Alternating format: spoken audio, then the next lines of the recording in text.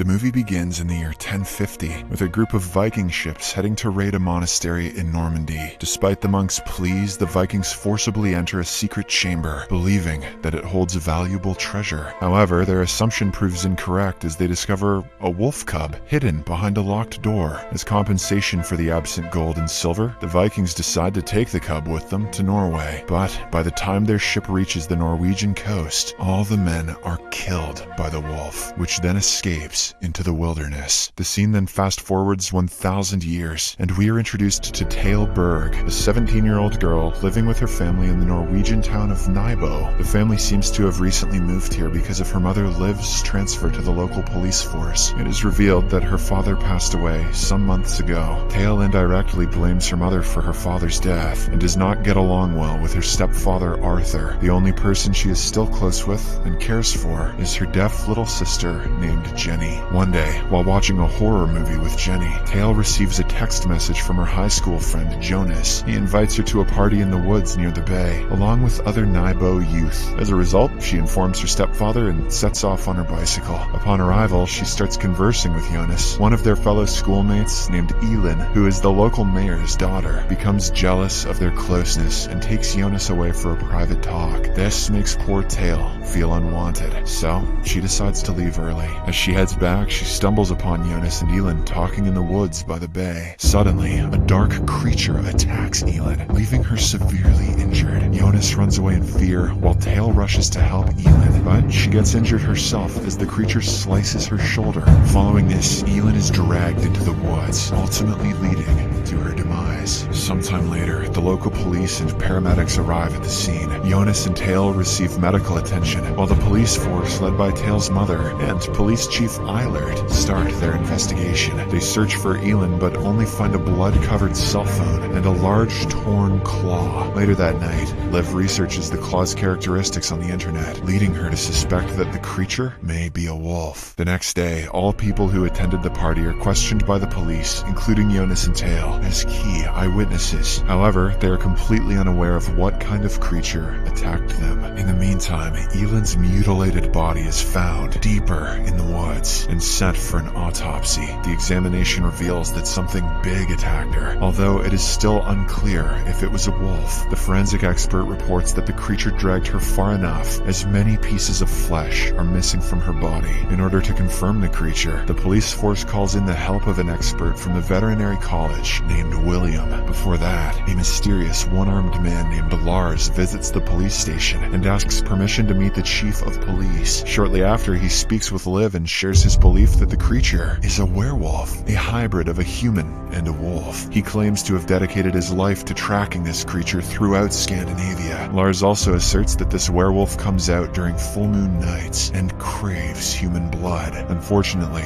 Liv doesn't believe the man and dismisses him. She believes that he is a drunkard who is talking rubbish. Despite this, Lars gives her a silver bullet, emphasizing that it is the only weapon capable of killing the beast. In the evening, Jonas summons Tale to a restaurant and apologizes for involving her in the incident. In response, Tale comforts him, explaining that no one should bear blame for what occurred. Brief conversation, Tale walks out and stumbles upon Elin's friends, who accuse her of cowardice and failing to help their friend. This deeply upsets Tale, prompting her to cycle back home. Seeing her in a disturbed state, Liv attempts to talk to her, but Tale doesn't want to listen. The following day, William arrives at the police station and begins his examination of Elin's corpse. Based on the injuries of the victim and the claw found on the scene, the vet concludes that it is an unusually large wolf. With this information in hand, Liv and Eilert hire a hunting force and set out into the woods with the intent of killing the creature, unless it turns out to be a hot teen with a six-pack. Upon their arrival, the hunting force, under the joint leadership of Liv and Eilert, begins their search with the help of a tracking dog. As they venture deeper into the forest, they stumble upon a headless corpse, which is identified as an asylum seeker. Recognizing the severity of the situation, Liv calls for additional backup. She assigns 2 hunters to remain and guard the body until backup arrives, while she and the rest of the team proceed further. After a while of walking, the group comes across an abandoned cave. Liv decides to investigate it, so she cautiously makes her way inside. She soon discovers a dark mining shaft, with a ladder that leads downward. As she descends, she is momentarily startled when she finds the missing head of the body they found earlier. Meanwhile, the hunters guarding the corpse hear a menacing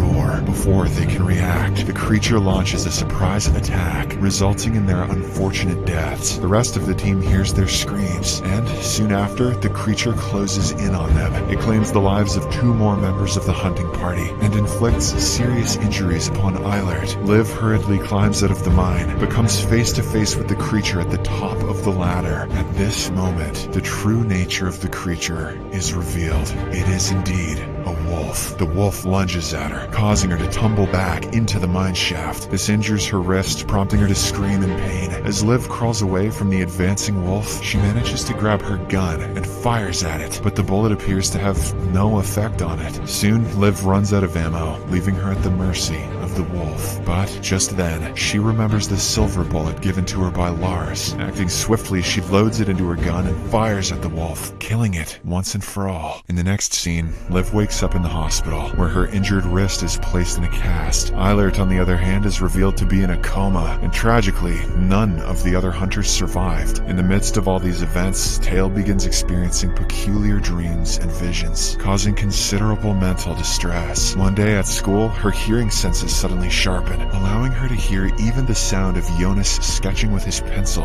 This leaves her at great unease, prompting her to hastily retreat to the restroom. Even there, she hears a crying voice coming from behind a restroom door. As she cautiously approaches to investigate, she encounters the apparition of Eileen, accusing her of letting her die. However, the figure vanishes, revealing it to be her hallucination. Later that night, Tale experiences sleepwalking, but thankfully, Jenny guides her safely back to her bed. The next day, William examines the wolf's body in the laboratory. After a thorough assessment, he informs Liv that the regular lead bullets she used had no effect on the wolf, despite hitting its heart and lungs. The only fatal injury inflicted upon the wolf came from the silver bullet which she fired last. This revelation shocks Liv, and she realizes that it is indeed a werewolf. That night, Tale receives a text message from Jonas, asking if she wants to meet. In response, she sneaks out of her house and meets him at a viewpoint. As they converse, Tale confides in her friend about her recent unsettling experiences. She mentions that she has never felt this scared in all her life. Jonas attempts to comfort her, encouraging her to move on from the traumatic incident. He also reassures her that the threat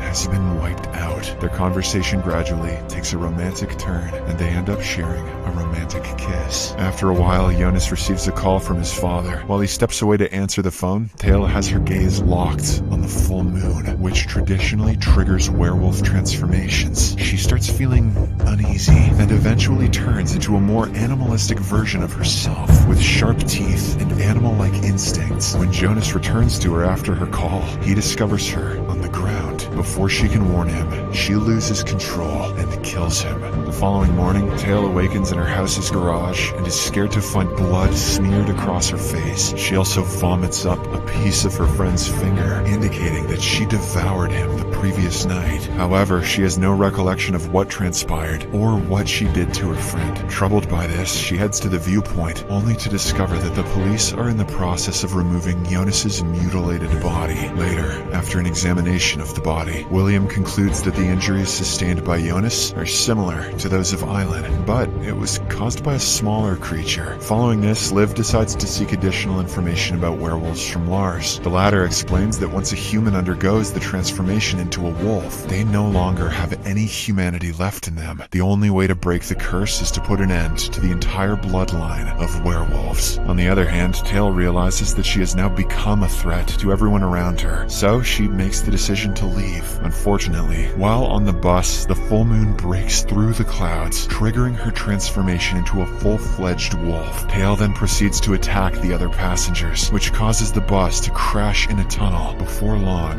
Liv arrives at the scene and encounters survivors running away from the bus. She grabs her weapon and cautiously approaches the wreckage, but the wolf appears to have already departed, leaving behind a scene of carnage. During her brief inspection of the bus, Liv spots her daughter's torn clothing as well as her locket. Just then, William arrives at the scene with shocking information. He explains that after analyzing the wolf's body, he has detected human DNA. This confirms that they are dealing with an actual werewolf. Hearing this, Liv realizes that her daughter has now become the new werewolf. In the next scene, Tale, in her fully transformed state, returns home and approaches Jenny. The two come face to face, but the werewolf seems to recognize her sister. Nevertheless, Tale's stepfather intervenes and fights her using a lamp as a makeshift weapon. He manages to take Jenny to their car and speed away, but unfortunately, Arthur appears to have been bitten by the wolf during the confrontation, causing him to lose a lot of blood. Due to this, he eventually passes out behind the wheel, resulting in a deadly car crash. As the crowd notices the accident, they approach the crashed vehicle to help, but they soon fall victim to Tale. The werewolf then goes on a murder spree and devours their flesh. Witnessing this tragic scene, Jenny takes matters into her own hands and bravely walks towards Tale. She attempts to calm her sister down, and for a moment, she is successful in doing so. But soon after, Liv and William arrive on the scene, with William using a tranquilizer dart to subdue the wolf, while Liv rushes to grab Jenny. The trio then seeks refuge in an empty store to protect themselves. As they struggle to keep Tale out, Liv orders Jenny to hide behind the counter. Just then, Lars arrives in his RV and crashes through the store's front entrance in an attempt to hit Tale. This reckless action leaves Liv, William, and Lars seriously injured, but Tale